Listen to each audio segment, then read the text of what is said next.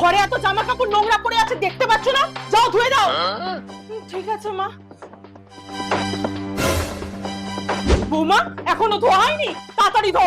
আর শোনো, লুচি, আলুর দম, 4-5 রকমের তরকারি, মাছ, মাংস, ভাত সব বানাও, আত্মীয়রা আসছে। এক্ষুনি করে দিচ্ছি মা। বৌদি, তুমি এত গরমে কাজ করছো, তাও মাকে কিছু বলছো না কেন? যদি এখান থেকে তাড়িয়ে দেয়, কোথায় যাব? নিজের বাবা মাও তো পাড়ার লোকের ভয় রাখবে না। সরি গো, একটু লেট হয়ে গেল। এই, তুমি কি বলবে বলছিলে জানো তোমার লাভ ম্যারেজের ব্যাপারে? তা কবে করছো? না না না, অন্তত 2-4 বছর তো আমাকে বিয়ের কথা বলোই না। কি করে? বৌমা, তোমার ননদ কোন একটা বকাটে ছেলেকে বিয়ে করতে চাইছে। এখনো তোর পড়াশোনাই শেষ হয়নি।